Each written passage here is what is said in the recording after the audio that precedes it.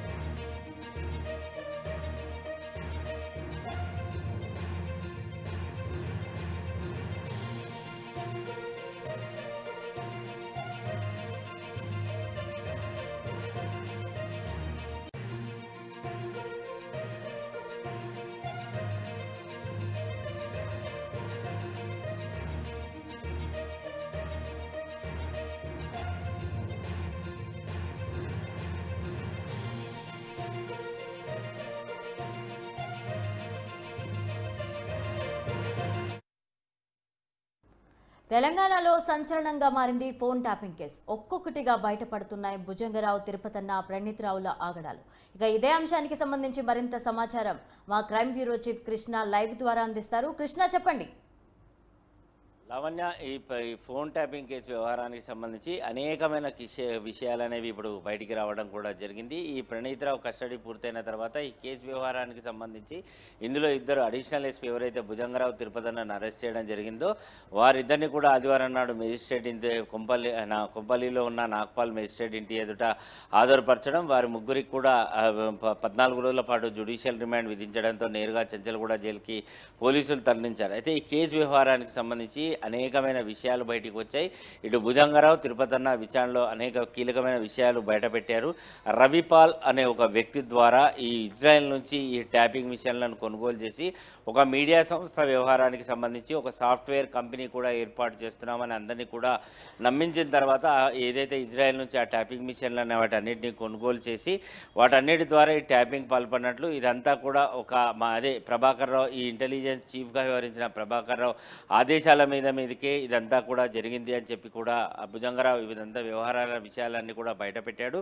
అయితే ఈ ఏదైతే ట్యాపింగ్ వ్యవహారాలు ఫోన్ కాల్స్ని రికార్డ్ చేయడమే కాకుండా 300 మీటర్ల డిస్టెన్స్లో ఎవరైతే వ్యక్తి కానీ వారికి సంబంధించిన వ్యక్తులున్నా ఒకేసారి వారి ఫోన్లను నేరుగా వినే అవకాశం కలిగించేలాంటి చాలా ఈ విదేశాల నుంచి ఈ పరికరాలని తెప్పించడం జరిగింది. ఈ పరికరాలు తెచ్చినందుకు రవిపాల్కి అటు ఎస్ఏబి నుంచి బీఆర్ఎస్ పార్టీ నుంచి కోట్లాది రూపాయలు ముడుపుల రూపంలో అతనికి ముట్టడం జరిగింది.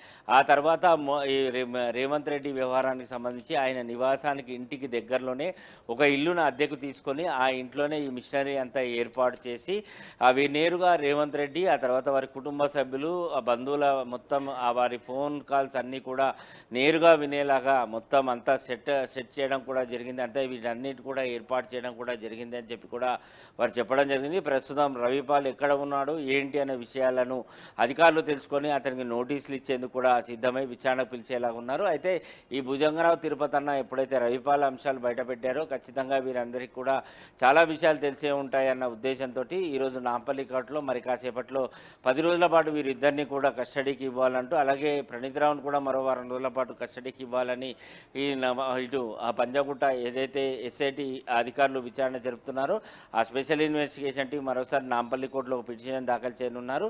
ఒకవేళ కనుక కోర్టు కస్టడీకి ఇస్తే ఇది ముగ్గురిని కూడా చెంచల్గూడ జైలు నుంచి మరోసారి బంజారాహిల్స్ పోలీస్ స్టేషన్కి తీసుకెళ్లి west zone DCP Vijay Kumar నేతృత్వంలో విచారణ అనేది కొనసాగుతుంది. ఇక ఈ పక్కన ఈ కేసు వ్యవహారానికి సంబంధించి మొత్తం ఒక టీమ్గా ఏర్పడి పోలీస్ శాఖలో ఉన్న ఈ రావులందరూ కూడా ఒక టీం లాగా ఏర్పడి ఈ ఫోన్ ట్యాపింగ్ వ్యవహారానికి కూడా పాల్పడ్డారు అని చెప్పి కూడా గుర్తించడం జరిగింది. వ్యాపారులు తర్వాత ఈ వజ్ర వ్యాపారులు రియల్ ఎస్టేట్ వ్యాపారుల ఫోన్ ట్యాపింగ్లు చేసి వారిని బెదిరించడమే కాకుండా వారి ఫోన్ ఆడియో సంభాషణలు అన్నీ కూడా వినిపించారు. సంబంధించి బీఆర్ఎస్ పార్టీకి ఒక ఫండ్ ఏర్పాటు చేయడమే కాకుండా ఎలక్ట్రల్ బాండ్స్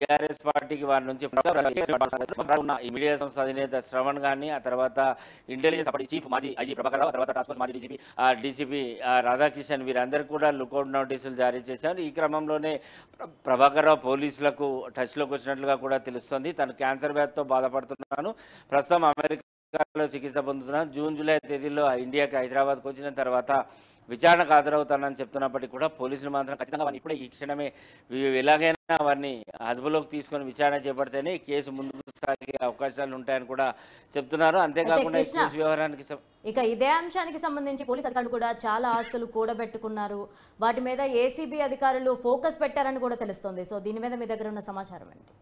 సో ప్రస్తుతానికి ఏసీబీ అధికారులు కూడా దాని మీద ఫోకస్ పెట్టి ఏదైతే భుజంగరావు కానీ, తిరుపతి అన్న కానీ, ఆ తర్వాత టాస్క్ ఫోర్స్ మాజీ డీసీపీ రాధాకిషన్ కానీ, ఇప్పుడు ప్రభాకర్ రావు కానీ వీరంతా కూడా ఈ విధి నిర్వహణలో అంటే ఇటు వ్యాపారస్తులను బెదిరించడమే కాకుండా వారికి అటు బీఆర్ఎస్ పార్టీకి లబ్ధి చేకూరే విధంగా చేయడమే కాకుండా వారు కూడా అక్రమాస్తులు సంపాదించారు అని చెప్పేసి ఎప్పుడైతే ఈ స్పెషల్ ఇన్వెస్టిగేషన్ టీం దర్యాప్తులో తేలిందో దాని మీద ఏసీబీ అధికారులు కూడా ఫోకస్ పెట్టారు. వారికి సంబంధించి ఏవైతే ఆస్తుల పత్రాల వ్యవహారానికి సంబంధించి ఇటీవల ప్రభాకర్ రావు, రాధాకృష్ణ, భుజంగరావు, తిరుపతన్న ఇళ్లలో పోలీసులు సోదాలు చేశారు.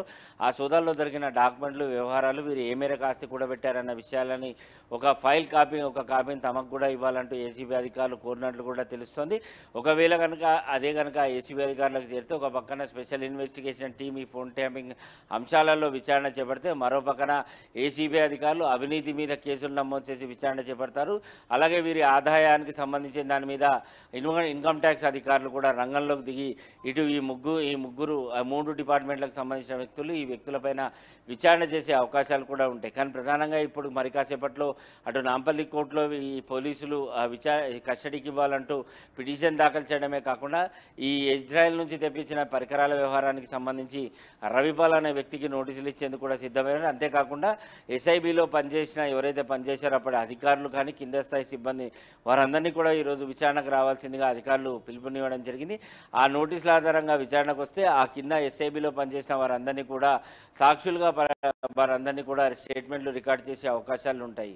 అయితే కృష్ణ, ఫోన్ ట్యాపింగ్ ద్వారా వ్యాపారస్తుల నుంచి చాలా డబ్బు గుంజుకున్నారు, చాలా డబ్బు వసూలు చేసి వాళ్ళు మాత్రం విలాసవంతమైన విల్లాస్లో ఉంటున్నారు అని చెప్పి వార్తలు వస్తూ ఉన్నాయి. సో ఎంతమంది అధికారుల పాత్ర ఉంది ఇందులో?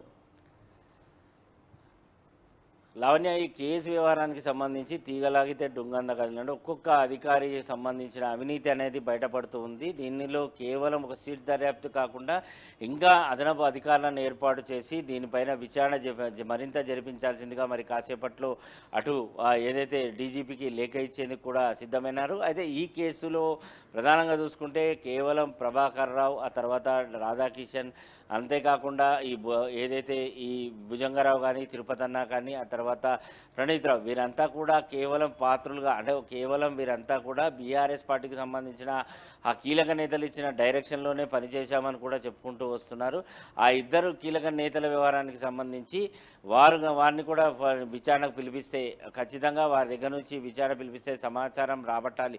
వారు పిలిపిస్తే ఖచ్చితంగా దీని వెనకాల ఉన్న అసలు సూత్రధారి ప్రధాన నిందితుడు ఎవరనేది తేలుతుందని అధికారులు భావిస్తున్నారు.